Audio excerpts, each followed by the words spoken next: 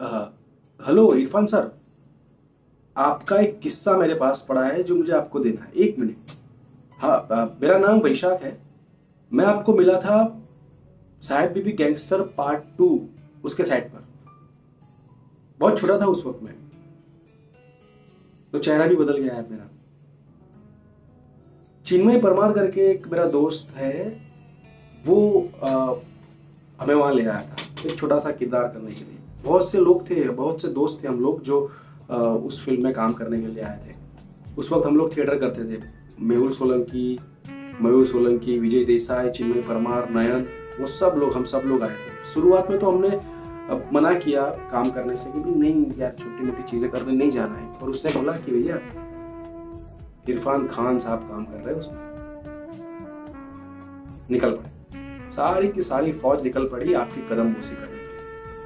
एक ही दिन का शूट था।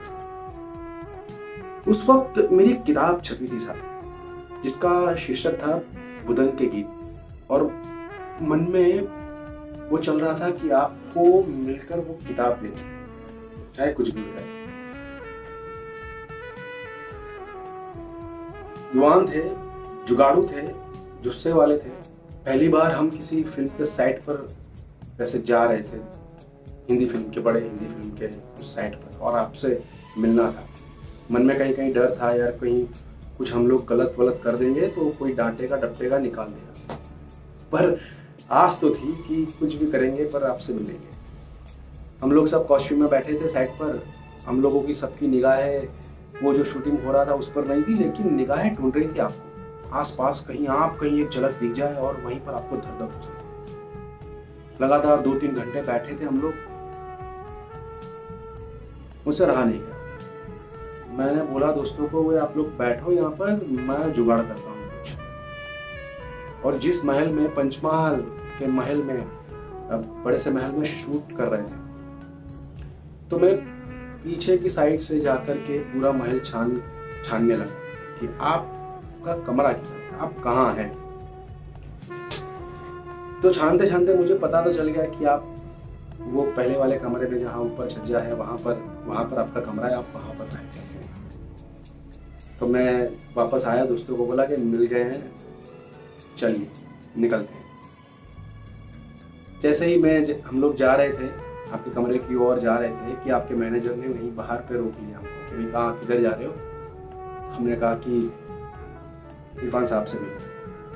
तो उन्होंने, वो भी स्मार्ट थे आपके मैनेजर, ऐसे कुछ बहाने बना के हमको मना कर दिया कि भाई नहीं, कल कल आ जाना।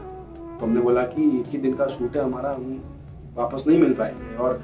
और दूसरी बात है कि ये मेरी जो किताब है छोटी सी, वो मुझे उनको देनी है, मिलकर देनी है। बोले कि नहीं मुझे दे दो, मैं उनको दे दूंगा। मैंने बोला नहीं, आप पे भरोसा नहीं है मुझे खुद हाथों हाथ देनी है, लेकिन नहीं, ऊपर नहीं जाना है, नहीं मिलेंगे। अब लालच थी आपसे मिलने की, और फिर सोचा कि यार आपके मैनेजर से इस तरह से अगर हम लोग बात करते रहेंगे या उनको इस तरह से गुस्सा दिलाते रहेंगे तो किताब भी नहीं पहुंच पाएगी। तो फिर मैंने सोचा कि हाँ चलिए ठीक है। मैंने बोला कि प्लीज़ आप सर उनको दे दीजिए कि आपको आपकी मम्मी की सौगात, ऐसा बोल के उनको वो ज़ेरॉक्स जो निकाली थी किताब की वो दे के हम लोग निकल गए। मन में सोच रहा था कि यार ये आदमी देगा कि नहीं देगा, हे भगवान दे दे, हे भगवान दे दे, ऐसा मन में चल रहा था कहीं ना कहीं। दूसरे दिन तो हम लोग आने वाले नहीं थे, पर भगवान ने हमारी प्रार्थना सुनी। तिग्मांशु भिलिया साहब उस वक्त किसी पर बहुत ज़्यादा बिगड़े, क्योंकि वहाँ बहुत ज़्यादा क्राउड इकट्ठा हो गया था, और जो हमारा सीन था नाइट का वो शूट नहीं हुआ, मना कर दिया कि हम लोग कल शूट करेंगे। तो दूसरे दिन भी आना पड़ा। दूसरे दिन हम लोग उसी तरह से, हम लोग कॉस्ट्यूम में बैठे हैं, यहाँ वहाँ ढूंढ रहे हैं आपको, और आप शाम के वक्त करीबन 4 बजे, आप सफ़ेद टी शर्ट पहने हुए, टी शर्ट के आगे चेस्ट पर ग्रीन कलर में स्टार उस पर दुरा हुआ था, बना हुआ था, आप जॉगिंग करके आए। हम लोग आपको देख रहे हैं दूर से, और मन में सोच रहे कि काश दौड़ के पहुंच जाए आपके पास, आपके कदम चूम ले, आपके हाथ चूम ले, पर वो हो नहीं पाया कि अंदर एक वो मलाल भी था, या मलाल तो नहीं पर वो एक खौफ था कि कहीं हमें कोई डांट डपट ना दे। पर हुआ यूं कि हम लोग वहाँ जहाँ बैठे थे वहाँ पर आपके मैनेजर साहब आए और बोला कि आप लोग गुजरात से आए हो। हमने बोला कि हाँ। बोला कि आपको इरफान खान साहब बुला रहे हैं। मतलब भगवान खुद अपने शिष्यों को बुला रहा था। दौड़ के हम लोग गए। आप अपने कमरे की गैलरी से बाहर आए। आप ऊपर ऐसे थे और हम लोग नीचे खड़े थे झुंड में। अब बाहर आए और आपने पूछा कि ये जो कल किताब मुझे दी थी वो उसकी कविताएं किसने लिखी है। मैं वो झुंड में पीछे की ओर खड़ा था तो मेहुल ने मुझे हाथ पकड़ के खींचा और बुलाया कि भाई इसने लिखी है। आप बड़ी बड़ी निगाहों से मुझे देख रहे थे और एकदम छोटा सा लड़का मैं 24 साल का, मूंछ भी नहीं निकली थी, और आपने मेरी कविताओं के टाइटल शीर्षक बोले। उदन के गीत, कलाकार का गीत, भीख का गीत, रथ यात्रा, खुदा।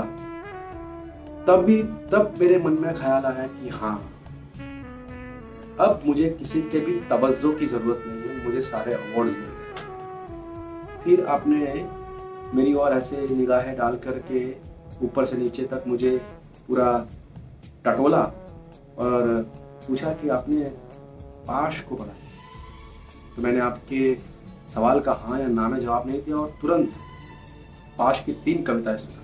घास, खतरनाक और कॉमरेड से बातचीत। और आपकी बड़ी आंखें और बड़ी हो गई। फिर उस बड़ी आंखों को छोटा करके आपने वापस एक और सवाल पूछा, पाब्लो को पढ़ा है?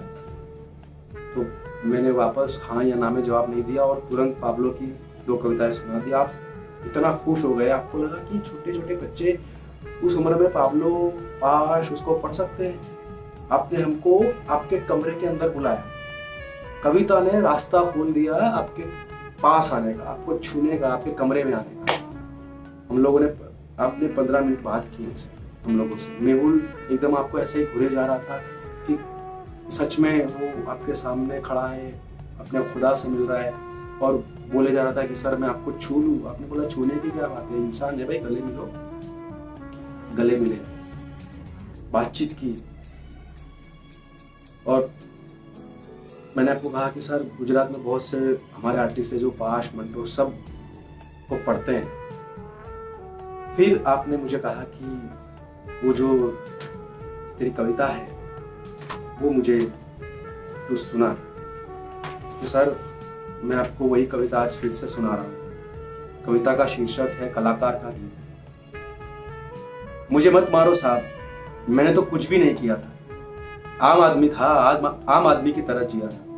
मुझे मत मारो साहब, मैंने तो कुछ भी नहीं किया था। आम आदमी था, आम आदमी की तरह जिया था।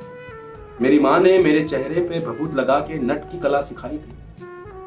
बच्चे की भूख के लिए मैंने यही कला बेचकर एक रोटी जुटाई थी। रोटी को देखकर मेरा बच्चा भूखे जानवर की तरह उस पर टूट पड़ा था और मैं उसे देखकर फूट फूट कर रो पड़ा था। मेरी बीवी ने उसकी साड़ी की कोर से वो आंसू पोंछे थे।